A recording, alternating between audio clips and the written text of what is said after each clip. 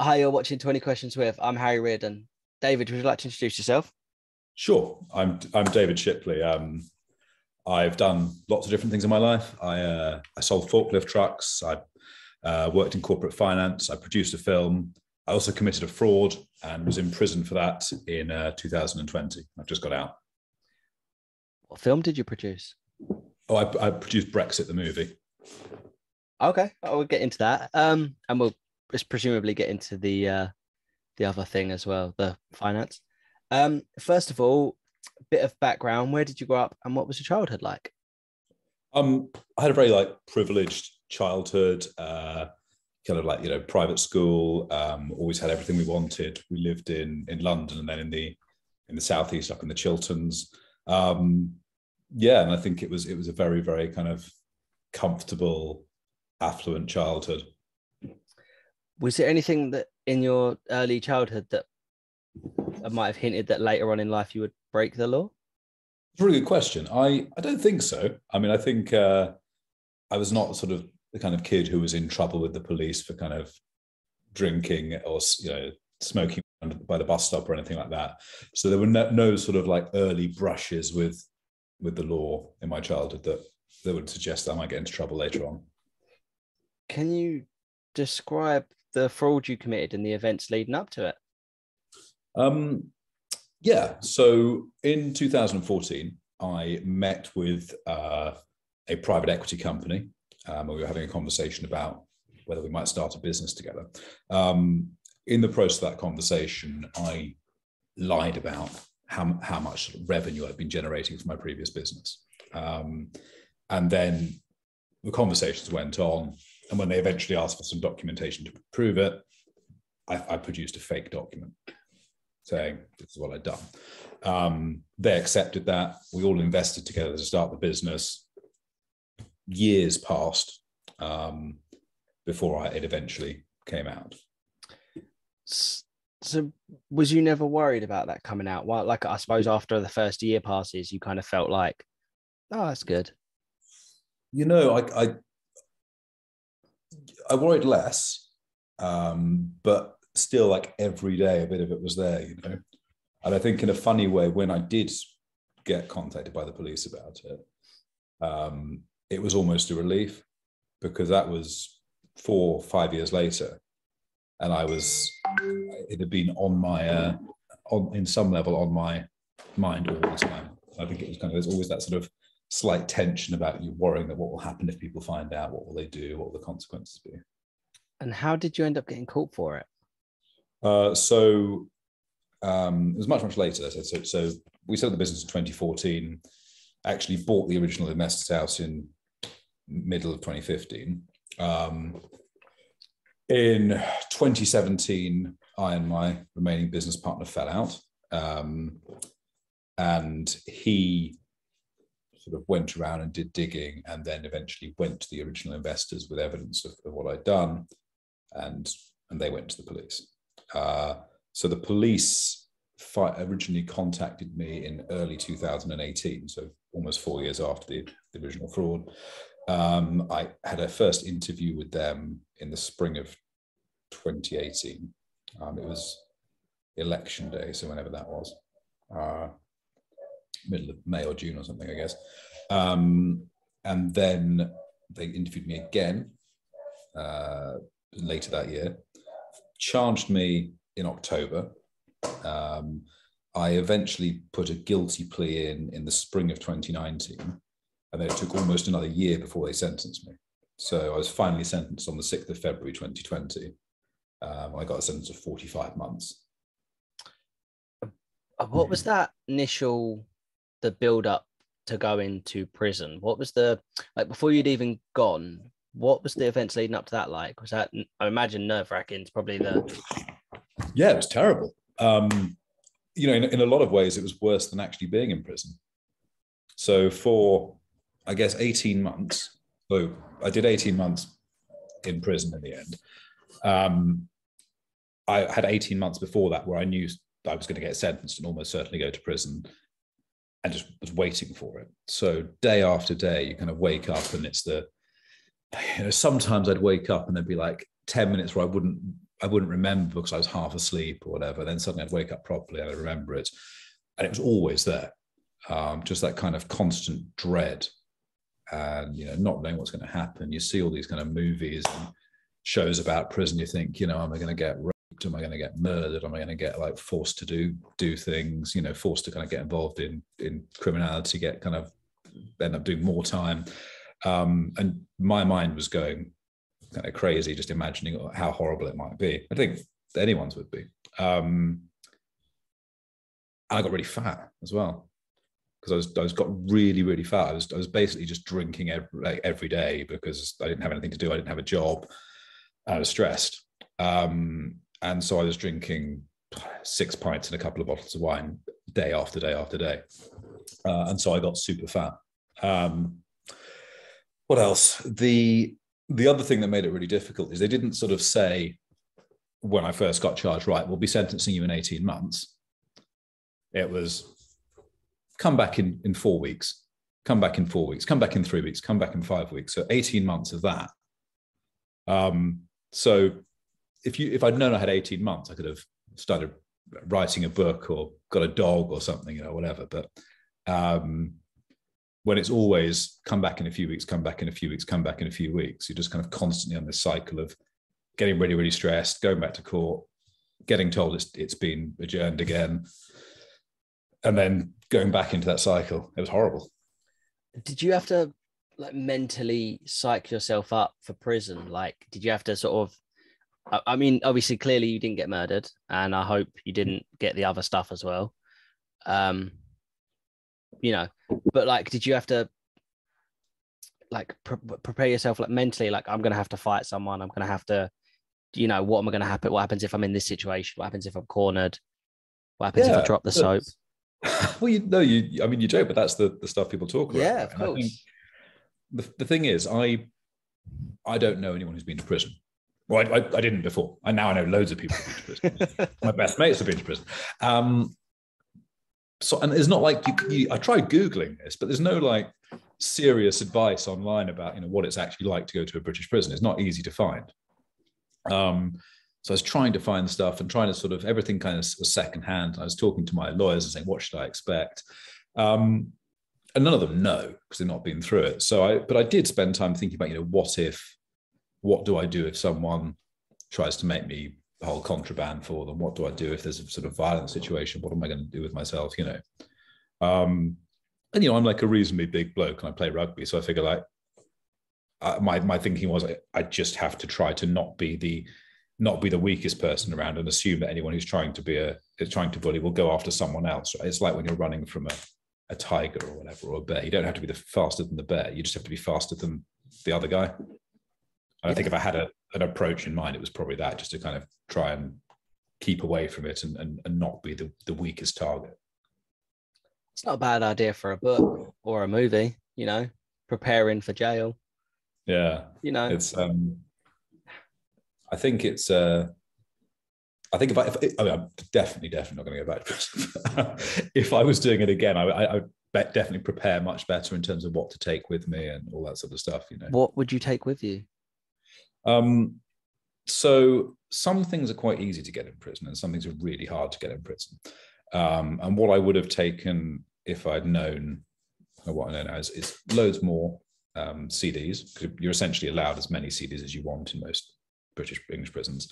So I'd have taken an absolute pile of music. You can get a CD player quite easily.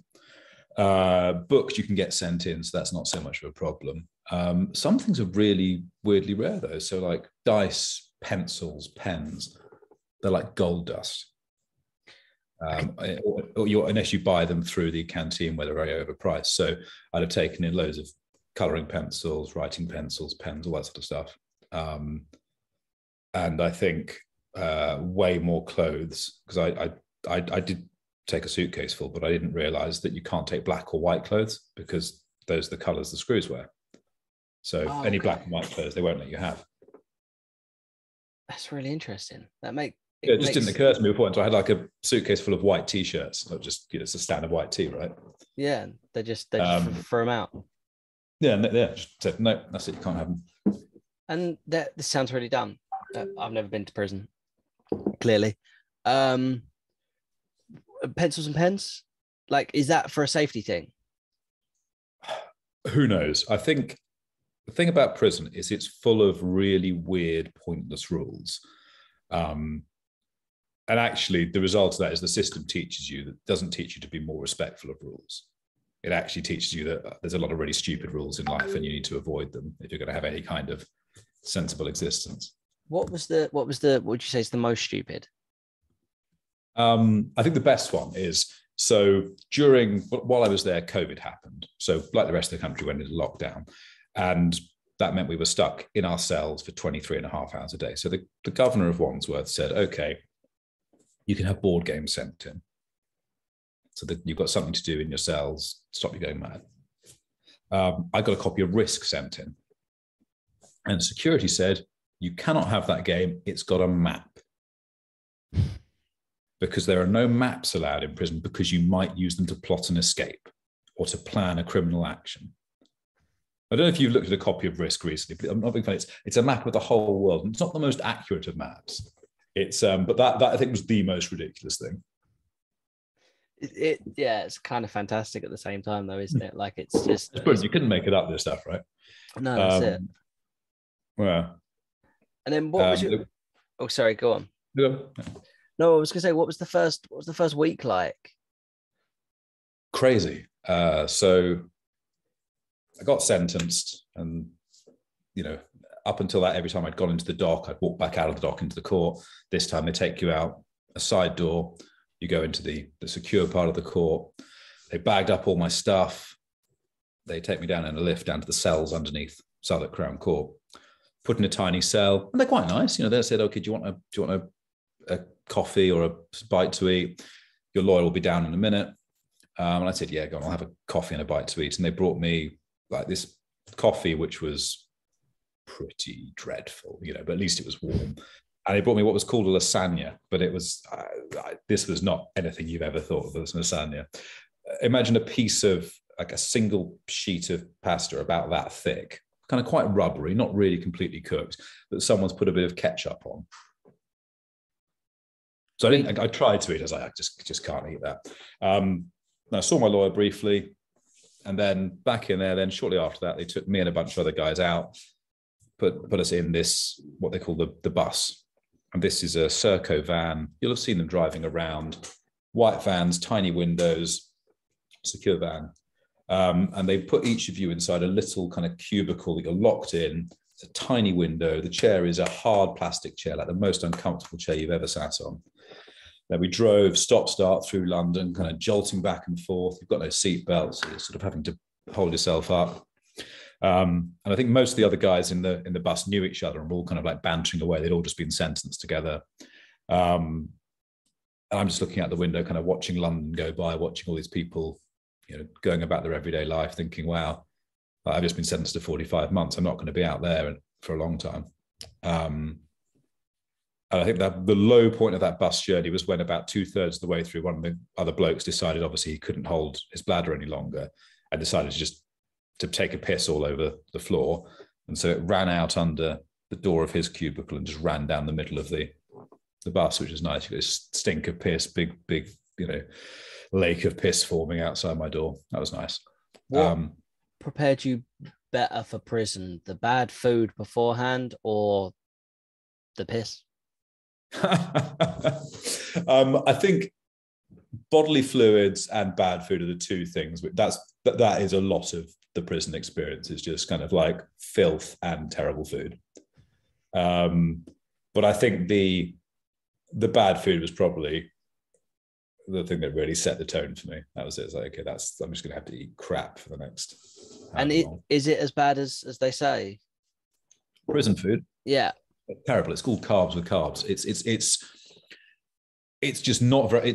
You'll get like pasta and rice as a meal. It's when there is meat, it's very low quality. There's hardly any of it. The food is like really low nutrition. There's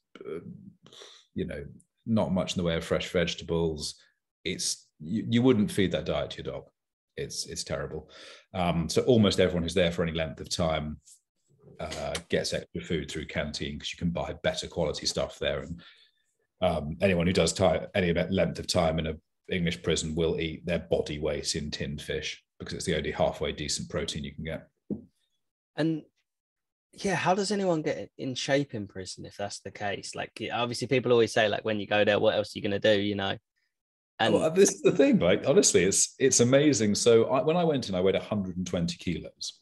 I was really fat. yeah. And then when I left, I was 88 kilos, and I'm still that now. And you don't get masses of calories. So it's hard. You have to like go out of your way to get fat, and it sort of goes one of two ways. Either you get in better shape, or you get really fat. Some guys just kind of buy loads of sweets on the canteen and just sit there, sort of lying on their bed all day eating sweets, and come out 10 stone heavier and with diabetes.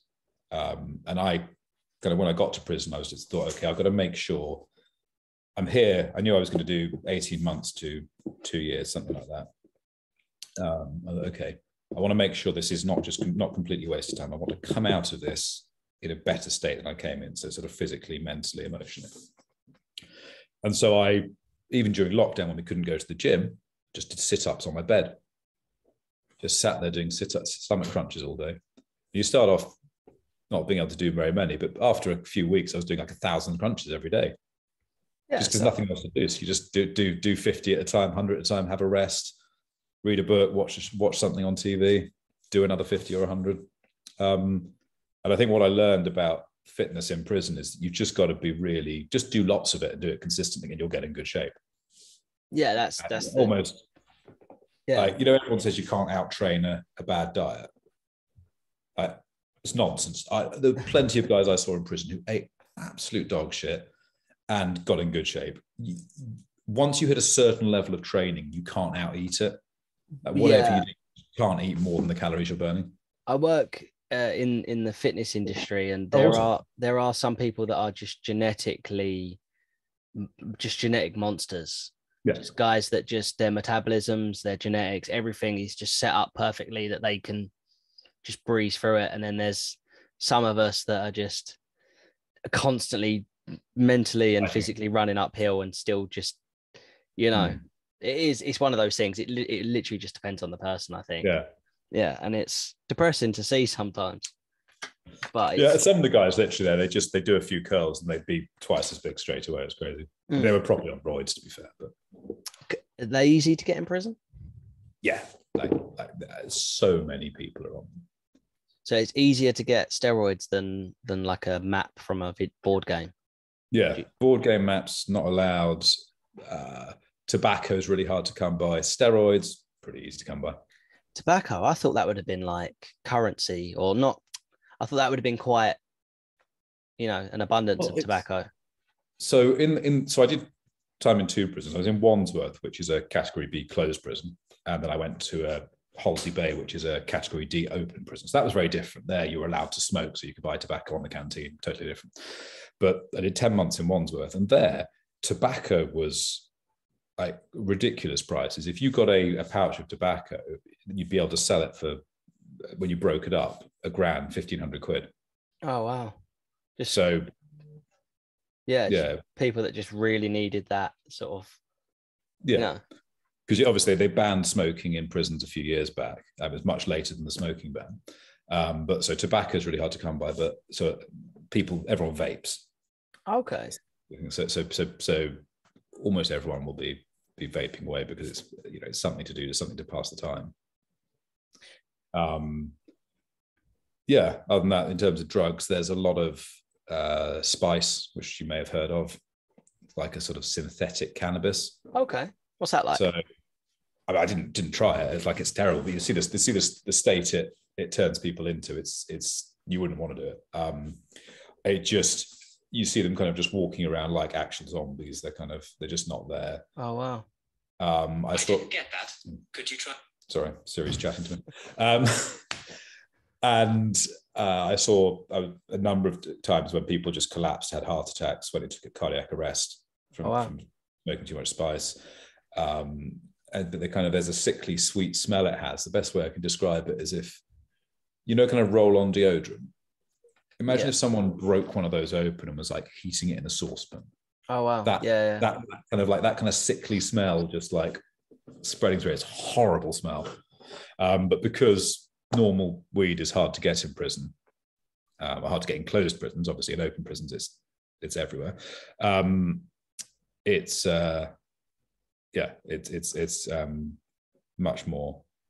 People tend to take spice instead. Did you ever find yourself like smoking weed or anything like that? Just anything different, just to sort of? No, it wasn't. It's just not. I mean, to be honest, weed's never really been my drug anyway. I think I said I was very determined that I was going to get kind of better, to be in better shape and look after myself. And I think for me, part of that was making sure I sort of lived very clean and healthy. I got offered drugs, I got offered booze, I got offered like moonshine and actual booze. And I just, I got offered coke at one point as well, which is the last thing you expect. Some guy's kind of like racking up a line in his cell. Right? It's wow. Yeah, slightly surprising. Goodness knows how much he paid for it.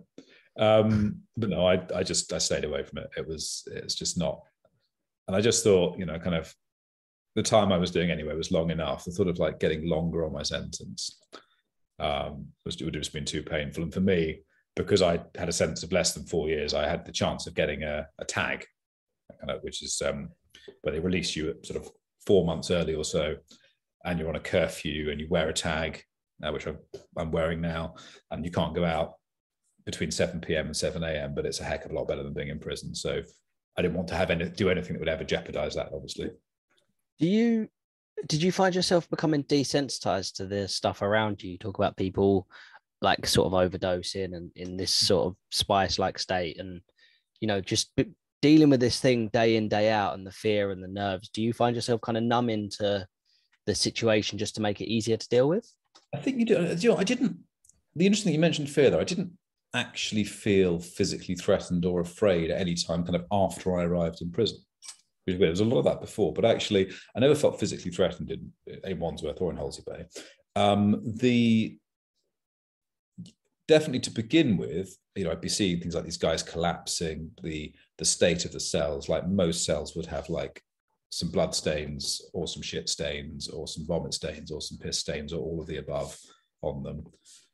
Whenever you move into a cell, you'd have to like scrub it down with bleach, and you still wouldn't get the really bad stains off. So that kind of like general filthiness, you do start noticing less. And I think the overall level of human misery is the other thing that sort of, to begin with, really struck me. And I think you have to become a bit numb to that. Otherwise you'd probably go mad, right? If you kept feeling that every day. But no, like prisons are miserable places.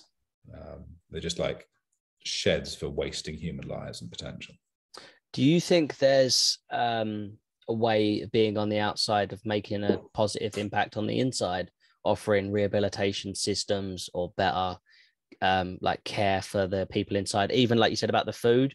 Because there are supermarkets that don't accept certain produce due to its quality or its look because it's ugly. Would that not be more beneficial going into prison systems?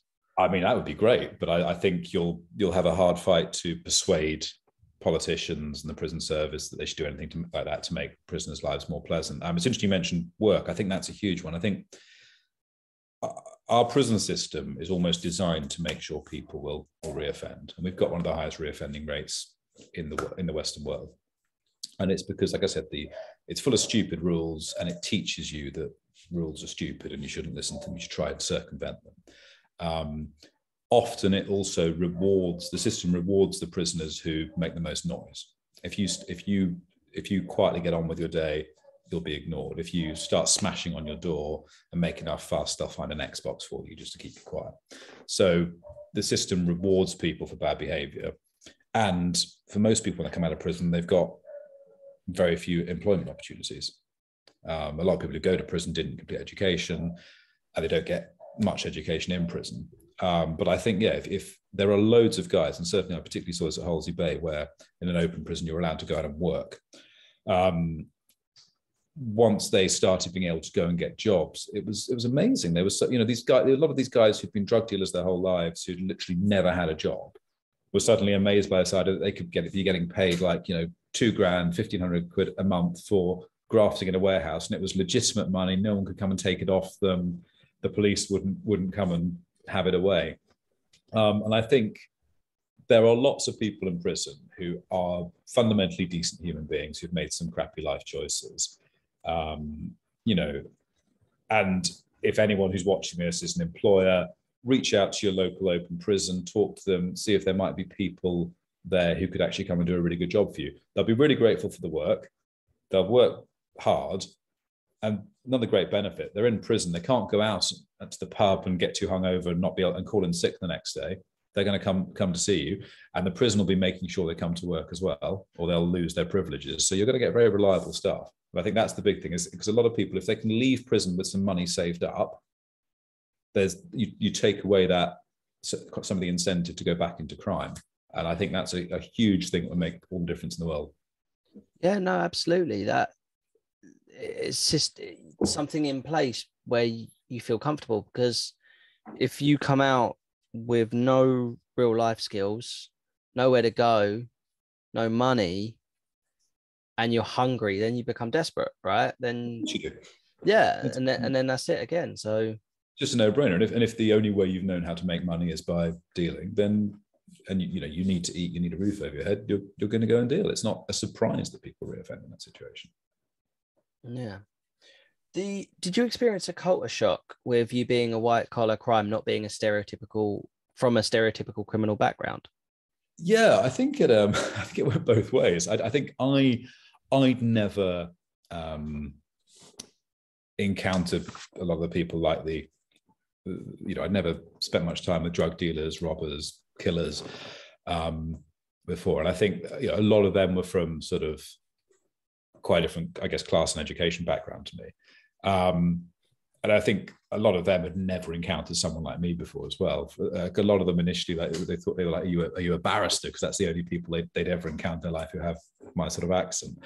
But no, I think, funnily enough, I don't think that stuff ended up mattering, because actually the kind of the nice thing about prison, if I can put it, is that you're all in the same boat, and you kind of have a camaraderie because you're all stuck in prison and it's shit, and you're all sharing that shit experience together. That's it. And you said about not really feeling threatened or not feeling fear at any point. Did you experience or witness any violence while you were in there? Yeah, for sure. I think so. In Wandsworth, there was violence quite reasonably often. As a general rule, though, I think it's fair to say the victims of that violence were people who were in some kind of gang dispute with other people from another gang, or were involved in not paying. They bought drugs off someone, owed them money, hadn't paid it, that sort of thing. There wasn't sort of random violence in that sense. It was all very much targeted at people who had, got on the wrong side of the wrong people. And I think you can quite easily go through your prison experience in Wandsworth or a prison like that and not get into violent situations if you just don't start owing money to people and don't join a gang, essentially. What are the most common gangs? I like, not because I know you've got like your stereotype gangs that you see in films and TV, but are there any that you saw that you were like, oh, okay, that makes sense? Or are there different types of gangs? There's these postcode gangs. So there's different London postcodes have different gang affiliations. And so there'll be like the guys from Tottenham hate the guys from East London, from Hackney or whatever. And it's basically a postcode affiliation. And in my time in Wandsworth, I know they were trying quite hard to sort of separate people and make sure that if you had like gang members put all the gang members from one postcode in one wing, put the ones from another postcode in a separate wing, and trying to keep them apart. But yeah, it's not sort of the things like you see in the movies in the US system with kind of like gang signs and all that sort of stuff, but people clearly know which affiliation they have and they act accordingly. And what would you say was the worst thing that you saw or experienced whilst you were there? I think it's the deaths. So this has been on my mind quite a bit this week, because I don't know if you've seen the press about Baby A. So this was an 18-year-old girl who was on remand. She hadn't even been convicted of a crime. She was pregnant in H&P Bronzefield. She was left alone in her cell, having asked for help, pressed the buzzer to give birth completely on her own, locked in a cell, presumably a filthy cell, hanging onto the loo. And it took them so long to get an ambulance that the baby died on the way to the hospital. Oh. And everyone's been talking about how shocking that is and how terrible it is. It is terrible, but to me, it's not shocking, because I saw the prison system kill people again and again and again through neglect, through just disregard for their right to life, and just through complete failure. I'll give you a few examples of those. These are by no means exhaustive, but I talked about people collapsing from a heart attack, taking spice. When I was on A-Wing in Wandsworth, there was a guy who collapsed, and the guards made us all go back to our cells, and none of them would give him CPR. So they waited until paramedics arrived, which was almost 30 minutes later. And funnily enough, it turns out if you wait half an hour to give someone CPR, it's not much good. They wouldn't let prisoners give him CPR. They kept everyone away, left him literally lying there on his back on the concrete floor. There was a guy I knew quite well, actually, who turned up. He was like obviously a really lost, vulnerable soul. And we tried to help him. He was having trouble. Like, his mother was dying while he was in prison waiting trial. His mother died, and he'd been on a sort of what's called an ACCT, a suicide check, where he gets suicide watched all the time. He'd come off that. The day after he came off it, he went up to an officer. He'd written a will. He got the officer to witness the will, which you might think would be a bit of a warning sign that something's up. Officer just witnessed the will, didn't do anything about it otherwise, and the guy killed himself that night. There was another guy who had been flagged as being a suicide risk, and there was a note in his file saying he shouldn't be in a single cell on his own. There should be someone with him, because the prison service relies on other prisoners to stop people killing themselves rather than doing the job itself. This guy went to court for the day. When he came back, no one bothered to check the file. They chucked him in a single cell. Through the night, there were various checks where Screws was supposed to have looked in through the door, checked he was there and he was alive, ticked the box. And apparently somehow 3 of them missed the fact that he'd hanged himself. And it was only actually discovered by another prisoner, because they came along and opened the door in the morning, didn't even look in. The guy's hanging in the middle of the cell. And it was only another prisoner who looked in, saw that he was dead, that brought it to their attention. There was one near escape as well. My cellmate, for most of my time in Wandsworth, a guy called Arthur, before he shared with me, he shared with another bloke. One night, Arthur woke up and found this guy trying to hang himself.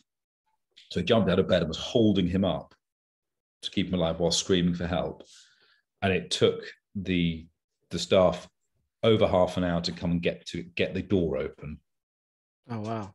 In a situation where you've literally got a human being who's hanging and someone who's holding them up to try and stop them from dying. Yeah. It took them half an hour from being made aware of it to open the door. And that sort of stuff, there's just that complete disregard for your life. And I think you kind of know, and it applies to healthcare as well, they'll only give you healthcare when you reach the moment of crisis. So that you have to wait till you're really ill. If you've got an infected cut, which you'll get all the time because it's a filthy environment, it has to be like actually going yellow and black, and spreading up your arm. Everything's left to the absolute last possible moment, which means people die because they don't get healthcare. And I think you kind of know when you're in prison that you really don't want to injure yourself or get at all ill, because you're going to get the worst possible care, and it will probably be too late. So those are the things. I think it's the way that the British prison system kills people. That for me is the thing that I find most. Yeah. Sorry, this next question is going to sound like a complete turnaround, but Were there any positive things about prison? I know you've mentioned the like camaraderie and being in the same boat, but were there any moments where you had a moment where you were kind of like, oh, actually, that was okay? Yeah, I think so. Once I got to Holsey Bay, which is in the prison system called Holiday Bay, it was a very different experience there. So it's a big open air site. It's more like a college campus or university campus or an army base than a prison. Right? There's no walls or fences around it, and there's a whole big area you can roam around. And I think I was kind of there going out for a run around the playing field with some of the lads I'd arrived with, and just doing some exercise and enjoying the fresh air, watching the sunset, all that sort of stuff. That was lovely. But I think more kind of specific, there are some really good things about prison. I think I took some good stuff from it. I mean, I think for me, getting off the booze was a great one. So obviously I stopped drinking when I got to prison, and lost loads of weight, stopped being fat. And I think that's something I'm definitely not going to get fat again. And I'm actually staying off the booze now because I find with not drinking, my energy levels are like they were in my early 20s. My concentration's like it was in my early 20s. I think that's really positive. It gives you a lot of time for reflection. And I think it gives you after a certain amount of time in prison, you see exactly who a person is.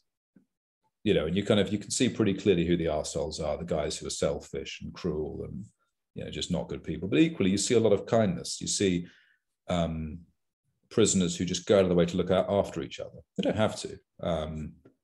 Like in Wandsworth, there's an old Greek guy. And if anybody's been to Wandsworth, they'll know exactly who I'm talking about. He's a very old guy, bit cantankerous, lovely bloke. There's another, but he's very old now. He struggles to go to the shower in the morning. So there's a guy who helps him shower every day. Doesn't have to. It's a prisoner. I mean, that should be a medical staff person doing it.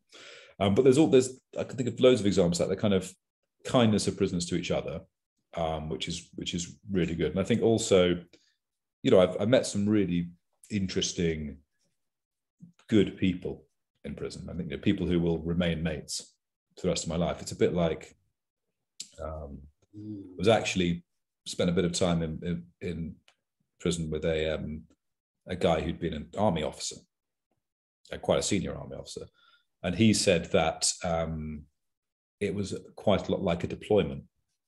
He said it was a bit like you go out there.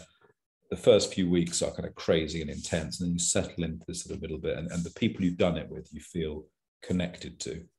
And I think there's some truth to that. So that's all good. And I think as well, kind of when you come through prison, you know that you've done it and you've coped with it. It certainly taught me kind of the depths of my kind of reserves and how much kind of capacity I have for dealing with difficult situations. And I think that's a really positive thing. Absolutely. So the people around you, does everyone know what everyone's in for? Yes. So again, this is another. So you're not supposed to talk about it, right? In theory, the prison system, you're not supposed to discuss what anyone's in for, but everyone knows. The only people who tend to try and keep it quiet are the sex offenders, for obvious reasons. But even with them, it comes out because these days there's so many smartphones in prison that people will Google, people will look someone up. There's also a kind of like prison grapevine. People, if someone's moved from another prison, someone will get on the mobile and ring their mate at that prison, find out what the score is, that sort of thing. Did you get a phone in prison? No, again, because it's like, but again, it would have been easy. In Wandsworth, they were a few £100 for what's called a Zamco. It's tiny little things like that, which you can pop up your ass, through to 800 quid, a grand for an iPhone. Oh wow! In the open prison, obviously, they were much easier to get, and I think because they're easier to bring in, obviously. Did you see the effect of someone finding out that someone else was a sex offender? Did you see how they got treated differently? Yeah. So there was a guy when on the wing, one of the wings I was on in Wandsworth, who sort of arrived. He was super friendly, really wanted to help out, kind of was trying to kind of buddy up to everyone. And it did feel like he was being a bit too friendly, but sometimes when people have just arrived in prison, they're acting weirdly because it's a pressurized situation. And he'd been there sort of a few weeks, and then it, in the sort of way that information spreads in prison, suddenly everyone knew that he was a rapist. Oh, okay. And that was obviously a big deal because people don't like rapists, rightly so. So he, and that day he didn't come out for lunch. He didn't, he was in a single cell. He didn't come out for any meals. And after they banged us all up at 4:30 or whatever it was, we were sort of watching our window, and they came and like fetched him and helped him move off to the VP wing. And I think generally sex offenders get protected in prison. Although I've heard stories from people who've been to Belmarsh that there on some wings, the screws will turn a blind eye and tell guys to go upstairs and deal with them, and they'll say, "Oh, the cameras are off up there. Don't worry, crack on." And I didn't see anything at Wandsworth. No, I feel like collectively we're kind of like, okay. Yeah, I think there's sort of there's obviously, I think there's kind of like a hierarchy, and obviously like paedophiles are at the bottom, and sort of rapists and other sex offenders are maybe sort of just down there as well. And I think generally no one's really that bothered if a rapist or a paedophile gets the shit kicked out of them. Yeah. Whether you're a screw or a prisoner, there's a low level of care about that. Yeah, no, I mean, and just with that, I suppose it's like, it's you kind of they actually get treated really well in the prison system, and I think that's a real bone of contention for obvious reasons. But they'll tend to get nice jobs. They'll tend to, because they, and they'll often there'll be a job which is just for sex offenders because they don't want to work, because you can't have them working in the garden. If let's say you put them in the gardens, you can't have them working with non-sex offenders because that one might pick up a spade and try and smash them over the head. So you get whole areas of work which are only for sex offenders. And what would you say is a sex offenders only job? It just depends on the prison. But so for the gardens as an example, so you might get them all just doing all the gardening jobs, which is quite a nice job because you're outside, it's fresh air, it's not that hard work. It's sort of, you've got a bit of freedom to wander about. It's better than working in the kitchens, for example, which are hot and unpleasant. You have to get up at 6 a.m. every day. So, but when that happens, obviously it causes quite a lot of disgruntlement and annoyance amongst the rest of the prisoners. Yeah. Do you get assigned your job? So if you get thrown in the kitchen and you don't want to, can you then go, no, I don't want to do this? No, you generally have to apply for a job. So, okay. And there's usually, it's sort of, there will be people who gatekeep those jobs. And sometimes it's members of the prison staff. More often it's another prisoner. So there'll be a prisoner who's the number one for kit or the kitchens or cleaning on your wing or whatever it is. And he will decide who works there. So for a bit of my time at Wandsworth, I was the number one for the kit. So it's my job every week across 3 wings to make sure we went and got all the dirty kit off people. So sheets, towels, clothes they wanted to swap, it, prison issue clothes, all that sort of stuff. Take that in, get it off the laundry, and get them new stuff issued. So that was, and in that situation, you pick your team based on the sort of the people you want to work with, and the officers will just generally let you have who you want working for you. Okay. What was your cellmate in for, and how did you get on with him?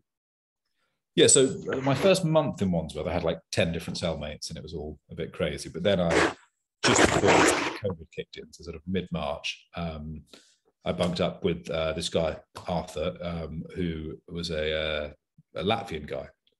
So 10 years previously to this, when he was about 20, he'd got into a bit of trouble doing a robbery, done a bit of time, and then he'd got his sort of parole, whatever they call it over there, and was on doing probation. And then he moved to the UK to work here without completing his probation, which meant under Latvian law they wanted to recall him. They obviously couldn't track him down for a long time, but they caught up with him in late 2019.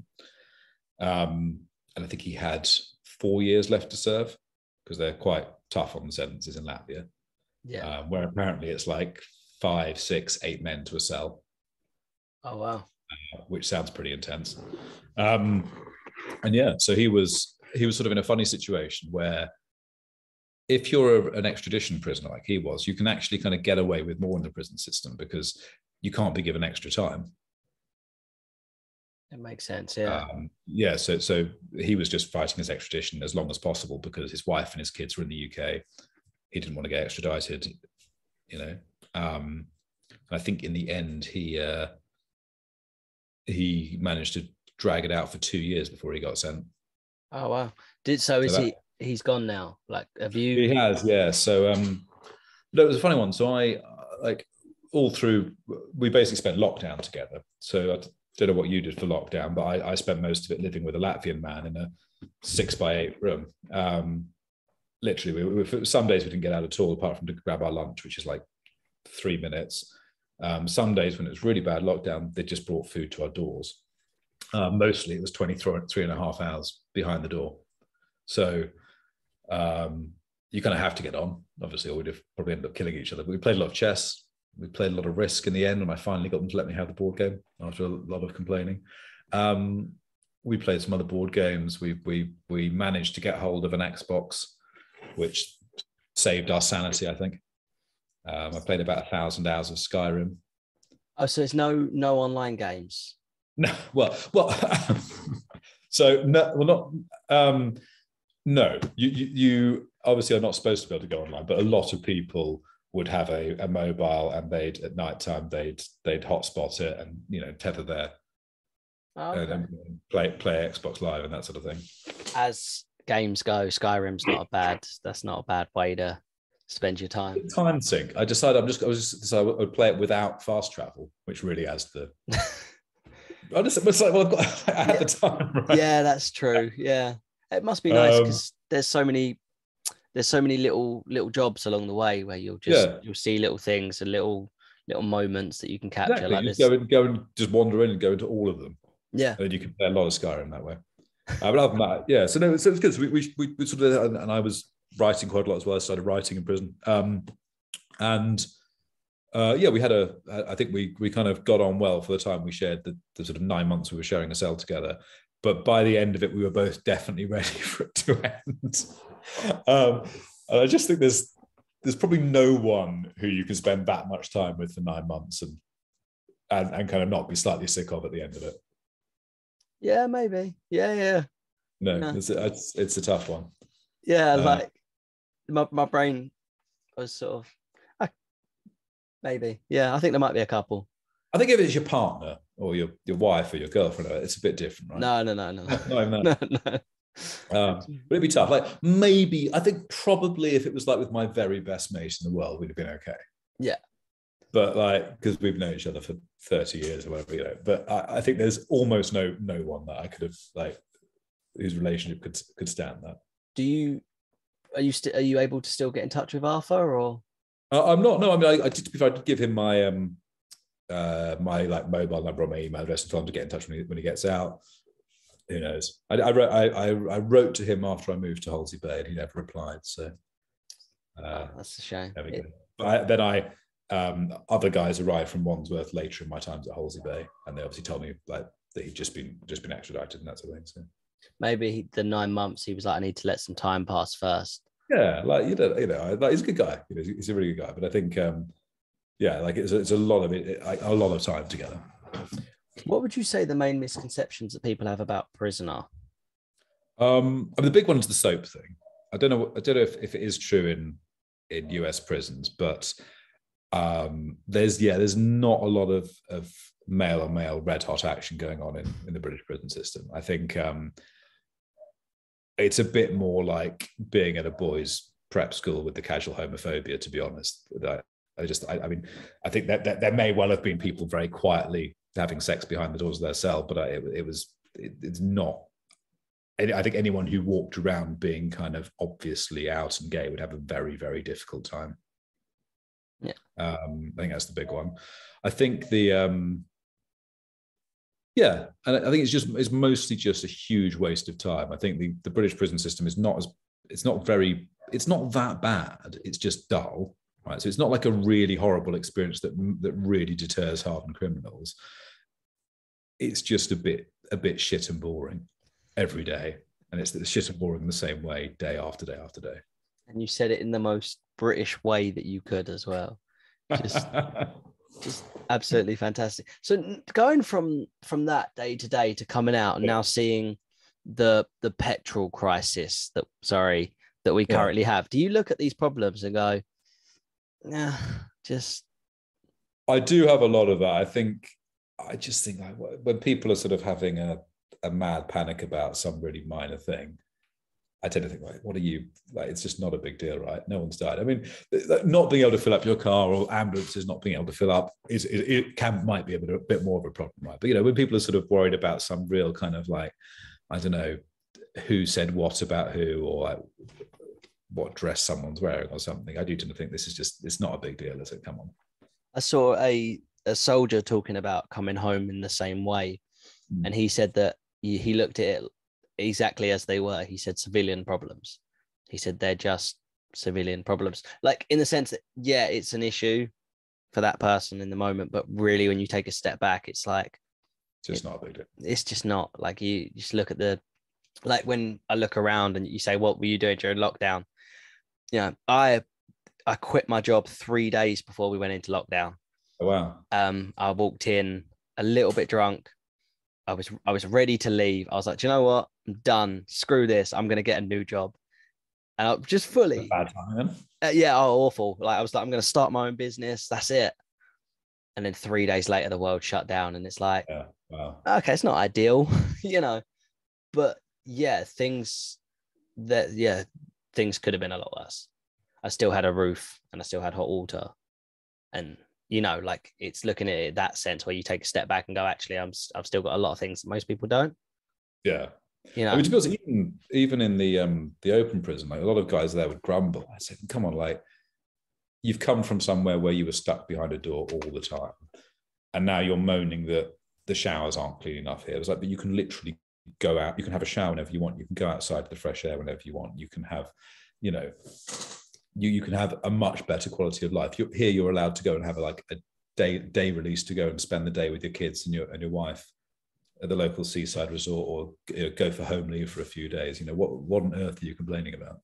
if they do a day release with their wife and kids, do they have someone with them to monitor them? Not usually, no. Not unless if you're like high risk. So that's normally kind of lifers or IPPers. They might need to be escorted for some leave. But your average prisoner, by the time you've come to a DCAT, it's because you're low risk. Right? You can be trusted. There's nothing stopping you leaving. So it's just that you're trusted not to run away and you're not seen as a threat to the public. So no, you just have to go out. You have to be back in time and not break the rules while you're out. So don't drink in a pub, don't break the law, you know, the obvious things. Don't go on social media. They're quite big on that. And then you just have to come back on time. I had something, and do you know what? The social media thing, I don't really understand. I suppose if you're posting like, I'm out for the day, LOL, come meet me, but like, it's really thrown me off. I had a thing. It's so how often are the day releases? Is that like so I think it's the same at most open prisons. So at Holsey Bay, you'd get 2 days out a month, and then you'd get 1 home leave, which would start at 3 days, and then would go 4 days and 5 days. So when you sort of had all of that going, you'd be getting 7 days a month out of the prison, just doing a thing. And the home leave is the thing that really kind of, obviously everyone's desperate for, to, you know, go and sort of sleep in your own bed, you know, with your wife, with your girlfriend, whatever. See your kids, wake up with your kids, take them out to the park, just have a normal life for a few days. And that's a huge one. Yeah, it sounds quite nice, actually. But it sort of throws people a bit because they think that you're in prison, but actually, yeah. So in an open prison, you go out and go home quite a lot, and you kind of, when you're out, you can have you can be using your phone, you can do all sorts of stuff. You can't go on social media, obviously, but you can be calling your mates and living your life. Did you get a day release? Yeah. So when I got to Holsey Bay, we were going into was it the 3rd lockdown? I don't know, the one that started last December. So we didn't get anything for 3 months until lockdown started to relax. But then in April, they brought back day releases. So I started getting them. So I went out in April, in May, in June, July, and in August. And then they started bringing back home release in June. I did it really well for August, actually. So I was released on the 9th of August, and I had 1 day out and then 5 days at home between the 1st and the 8th of August, which I thought was quite good. Just sort of break up that last month, What was the first like good bit of food that you had, like after all that time and all the gruel? Was there something that stuck with you? Yeah, steak. Got to be a steak. 100%. Yeah, of course. It was went to this it was a lot of steak, actually. We went to this restaurant in Suffolk. We've been for a nice sort of walk in Rendlesham Forest, me and my girlfriend, and we went to a lovely restaurant, and I was like, okay, I'm going to order. They had 2 different steaks on the menu. They had a sirloin and a fillet. I was like, yeah, I'm going to order both steaks. Like 100% home both the steaks, right? And they had a rabbit 3 ways. So like rabbits, like jugged rabbit and confit rabbit and all this sort of stuff. And I had all of that, just massive pile. I was like, I don't want any carbs. But had enough carbs. I just want to eat really good quality meat. That's all I'm about here. How did you have your steak? How did you have your steak? Oh, so I had the sirloin medium rare and I had the fillet blue. Oh, very nice. Yes, yeah, just that this could have been a real turning point for most people. If you'd have gone well done, they'd have just gone unsubscribe, done, out. That's it. Did you come across any high profile infamous inmates while you were in there? Yeah, like some, but I think it's probably not my place to tell their stories. You know, I wouldn't want to sort of I wouldn't want them to sort of start naming me and talking about me. So I'm sure it's probably the better way to handle it. But there's some interesting people, some of whom I will be in touch with in the future, I'm sure. The high profile guys? Certainly one of them, yeah. Okay. What was your last day in prison like? Really anticlimactic. So when you go to prison, you sort of imagine when you leave, it's going to be this big dramatic thing. You kind of, like walking through the gate with your bag, everything opening, letting you out through the locked doors. But I was in an open prison. So I said I'd been out of the prison on various leaves from the 1st to the 6th. The 7th and 8th was the weekend. So I was just back for the weekend, saying goodbye to people, packing up my room, all that sort of stuff, giving my bits and pieces away. And then on the Monday morning, they just called me up to the office. So each sort of open prison housing unit, you each have your own room. They're not locked unless you lock them with your key. There's a little staff office. Went up there and they're like, oh yeah, they're ready for you in reception. So I just kind of walked over with my bag and they're like, oh yeah, sign this paperwork. There's your bits and pieces. And then I just got in my cab and went. I kind of, I expected it to be this big thing, and it wasn't at all. I was just sort of, I kind of just sat in the taxi, kind of as we drove out of the prison, just feeling like it felt very surreal to be leaving. I didn't really. I think it took a while to sink in that I wasn't going back. Still early. No, sorry. Well, yeah, I've only been out. What is it? 8 weeks, something like that. Something like Yeah. that. So how do you think your time in prison has changed you as a person? It's made me much more left wing. Okay. Yeah, like I kind of. It's funny. I'd never seen like overt racism before. I'm sure there's plenty of covert racism all around, but I'd never seen people just being completely overtly racist to other people, and the way that the guards would treat white prisoners better than black prisoners, better, like just crazy, and be very blatant about it. I saw like loads of guys in there who just had been failed by the education system, who didn't know how to read or write, who couldn't, who were numerous as well. And I just think if you've not been educated at all, then how can you ever be expected to have an honest job? And yeah, I just think it left me feeling that we need to do much more to actually use. If people end up in fewer people should be getting sent to prison, right? Almost no one in the prison system should actually be in prison. There should be way better interventions. And those who are there should be getting proper education, proper training, actually like work to rebuild their lives. And instead we just sort of throw people in there, let them rot for a year, 2 years, 5 years, and then act really surprised when they come out and reoffend because they've got nothing else in their life. So I think that's the big thing that's coming with me. I started writing, which is good. I started a creative writing MA while I was there, which I'm continuing. So that was kind of a good thing. But I think the biggest thing is I'm not really fat anymore. Yeah. I was 120 kilos. I know I keep mentioning this. That's a lot of kilos. And I'm very glad not to be that fat anymore. It has an effect. I mean, I was 90 at my heaviest, and it's not a lot, but for a guy that's 5 foot something, then I'm quite on the shorter side. I was all chin and gut. Yeah, there's the thing, you lose your jaw, right? There's nothing there anymore. Yeah, but you're just a big round. You were able to cover yours with your beard. I really struggling with this.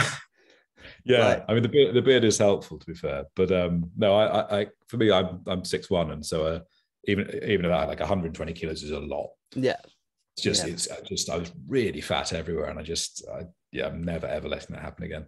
Nah, it's one of those things. So like I feel like no one tells you on your way up. Like, yeah, I was like, guys, like, why did no one say? Everyone's like, oh, you're not fat anymore. I was like, yeah, like, why did you not say you've got really fat? You're getting fat, mate. Sort it out. It was only when I was at my heaviest, and someone made they were like, oh, you're snoring while you're awake, and I imagine that's my lungs desperately trying to work, and yeah, and then someone took this picture of me at Christmas, and I was like, okay, yeah, making a change. Who's that fat bastard? Shit, that's me. Yeah, literally. Yeah. And I've kept it because it's like it's the wake up call. No one ever says it. I've got the photo they took of me the first day I arrived, the first hour I was at Wandsworth. They take a little ID photo of your ID card, and it's I was like, that's my fat photo. I'm going to keep that. If I ever think, I might sort of get back on drinking the wine and eating the pies, I look at that and go, no, that was your lowest. You've just been sent to prison and you were really fat. Yeah, have you got your fat photo to hand? I don't, but I'll tell you what I'll do. I will dig it out, and I will take a photo of it and email it to you, and then you can do some technical magic. We'll pop it up because I'll put mine up as well, just because I'm the same. I'm like, oh, I'm not that guy anymore.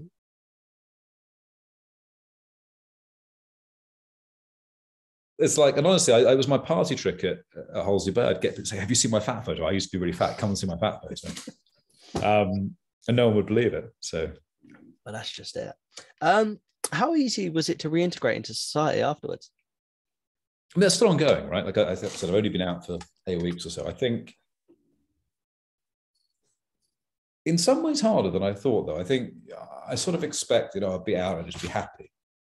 And actually, I it's more of a mixed bag. Kind of, it's been a bit of an emotional roller coaster. There's sort of moments where I find myself weirdly kind of missing the kind of like the environment of the last prison I was in, Holsey Bay. Sort of times when I just feel kind of like sad and not sure why.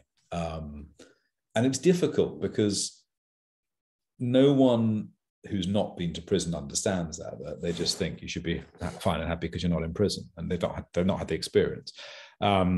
And I sort of thought, oh, the guys who are still there won't really get it because they'll just think, why are you moaning, Shipley, you're not in prison? But actually, I've spoken to a few of them, and bless them, I think they kind of get it. They're like, yeah, it's going to be weird, and sort of it's been really nice to sort of be able to call on that kind of support network and actually sort of kind of be vulnerable about this stuff with other blokes who are kind of on the prison journey as well. But yeah, it's not like I wasn't in that long, so it's not like I don't know what a smartphone is, or I can't like use contactless payment or whatever. I understand how society works. For some guys, they've been in 20 years, 30 years. It's very different. It must be orders of magnitude harder. But I think it's definitely an emotionally complex experience. And I think one I'm just kind of like riding with the positive and the negative stuff and just letting it happen and just seeing where it goes. I'm sorry, I know you said you wouldn't say their names, but was one of the high profile guys Charles Bronson? I have to ask. No, it's not. I'd be like, that'd be awesome, right? Yeah, like his I was reading his prison fitness book, Yeah. and it's just absolutely bizarre. And like, obviously I'd never say that to him. I'd be like, your book's weird, but it's great at the same time. But no, I'm just curious. No, Yeah, I'm afraid not. That would be cool, though, wouldn't it? that would have been. Would you have told us if that was the case? No. No, damn, worth a shot. And finally, what are your plans for the future? Well, so I've made a few life changes. I've moved to rural Wales, and I think that probably has come across in this. I'm quite cross about our prison system. So something I want to do now is write about and campaign on fixing our prison system. So I'm while doing my creative writing MA and actually trying to finish a novel, I've started writing articles and pieces about what's wrong with the prison system. So I've started pitching them out this week. And hopefully there'll be some out there. I've also been kind of tweeting quite a lot about prison stuff. You can find me at Shipley Writes, if anyone cares about prison reform and trying to make it work better in this country. But the most important thing is that this week I've adopted this girl. Oh, look. Hang on, I was following Shipley Writes. Sorry, Bex, come here. And she is the best thing in the world. This is Freya. It's Freya. She is a wire-haired Vizsla pup. She's half asleep. She's a tiring day, haven't you, baby? And I'm in love with her, obviously. She's wonderful. That's got to have been, what led you to that? What led you to adopt it? I've been wanting to get a dog for about 3 years, but obviously knowing I was probably going to prison soon, it seemed like a stupid thing to do. So I've essentially been wanting to get a Vizsla since 2018. And I said to myself, when you're in prison, you think, the things I'm going to do when I get out, I'm going to get a Vizsla. So she came home on last Wednesday. Oh wow! She seems immediately relaxed, like just like this. He is an absolute sweetheart. Well, I gave you a follow as well. Shipley Writes on Twitter. Yeah. And is there anything that anyone else can do, like us being on the outside? Is there a way that we can help make a change? Yeah, I think there are lots of good charities out there. Look at the Prison Reform Trust; they do a lot of work at it. You can sort of look at them. But I think also there are schemes where you can write to prisoners. And I think one big thing about prisoners, you feel like you are cut off from the world. And I was lucky; I had lots of kind of family support and support from friends. But a lot of people don't have that. So there are schemes where you can become a pen friend to a prisoner. I think that can make a huge difference. But also, like if you care about it, write to your MP, let them know that you think that prisons need fixing. The way the government thinks about it is there's no money in prison, there's no votes in prisons, so there's no point in trying to make them work better or treat the people in their care better. We see this, like I said, this is why people keep dying in prison, because the system just doesn't care about them. So, when you read about deaths in prison, write to your MP, make it clear it matters to you, and try and make as much noise as possible. Yeah, sorry, I wasn't chuckling when you said deaths. It's because obviously you're talking about something very serious, and I can hear the dog just going. So I was like, no, absolutely. Thank you so much for jumping on, taking the time to No, my pleasure. It's been great. Chat, and obviously, like, for telling us exactly that, because if there's a way that we can make a change, if we can write or if we can do something, anything, it's Yeah, I think it's just about making noise. I think the politicians think that the only votes in prison are in building more prison spaces and locking more people up, and that's not going to fix anything. It's just going to ruin more lives. Yeah. And until people start to realize actually we can do it differently, and if we treat prisoners differently and better, we can actually reduce reoffending the other side, which will save us money, and make life and society hopefully better for all of us. Absolutely. It's hard to look serious when she's doing that. It's a really tough thing. Maybe that's how we do it. We just go down to our MPs, but just take puppies with us. Yeah, I mean, that seems like it would work, right? I'm on board with that. That's a win-win, really. Before we go, hit the bell, like, subscribe. Thank you so much for watching. And if you're going to drop a comment, before you do, just take a second and think about what you're going to say. It will make a huge difference. Thank you so much. You can also follow David where again? At Shipley Writes on Twitter. Nice work. Thank you. And if you want to follow Freya, she is at Freya_the Viz on Instagram. I love that. That's got great content. Thank you so much. And you can find me on Twitter at Mr. Kingridden, on Instagram at workitout.fitness, and my book on Amazon, Audible, and Kindle.